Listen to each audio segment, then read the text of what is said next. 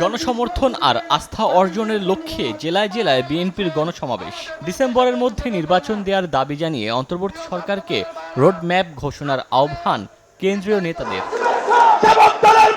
সোমবার কক্সবাজার শহরের গোলচত্বর মাঠে জেলা বিএনপির সমাবেশে অংশ নেন দলটির স্থায়ী কমিটির সদস্য সালাউদ্দিন আহমেদ। সংস্কারের দোহাই দিয়ে অন্তর্বর্তী সরকারকে নির্বাচন বিলম্বিত না করার আহ্বান জানান তিনি।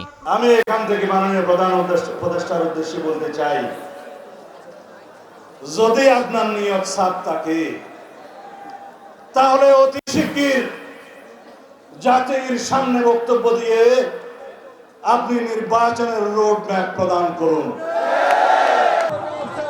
মাদারীপুর শহরে জেলা বিএনপির অনুষ্ঠানে অংশ নিয়ে দলটির আরেক স্থায়ী কমিটির সদস্য সেলিমা রহমান বলেন, দেশে নির্বাচন নিয়ে ষড়যন্ত্র চলছে। জাতীয় নির্বাচনের আগে অন্য কোনো ভোট দেখতে চায় না জনগণ। এই নির্বাচন নিয়ে আজকে ষড়যন্ত্র চলছে।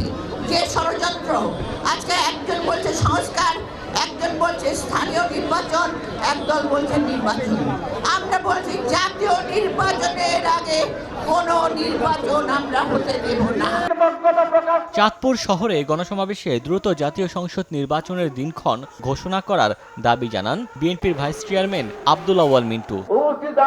ভোলায় সমাবেশে দ্রুত নির্বাচনী রোডম্যাপ ঘোষণার দাবি জানান বিএনপি চেয়ারপারসনের উপদেষ্টা জহিরুদ্দিন স্বপন। দেশের সকল সংকটের সমাধান হচ্ছে একমাত্র জাতীয় নির্বাচন, জাতীয় নির্বাচন, জাতীয় নির্বাচন। বগুড়ায় জনসভায় জুলাই আন্দোলনে গণহত্যায় জড়িতদের দ্রুত বিচার দাবি করেন বিএনপি চেয়ারপারসনের উপদেষ্টা আব্দুস সালাম।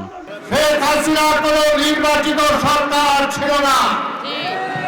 শেখ হাসিনা এই দেশের জনগণের ভোটে নির্বাচিত সরকার ছিল না। শেখ হাসিনা ছিল ভারতের নির্বাচিত সরকার।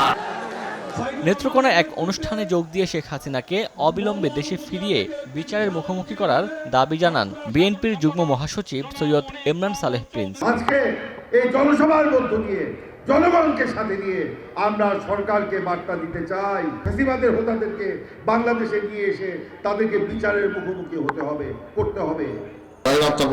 জামালপুরে বিএনপির যুগ্ম মহাসচিব হাবিবুন নবী খান সোহেল বলেন, 2008 থেকে 2024 সাল পর্যন্ত দেশের সব মেগা প্রজেক্ট কমিশনের বিনিময়ে পাশ করিয়ে দেন শেখ রেহানা। পারমাণবিক প্রকল্প উদ্বোধন হয় নাই, তার আগেই $4 বিলিয়ন ভাগ করে নিয়ে গেছে। ওমর ফারুক, সময় সংবাদ।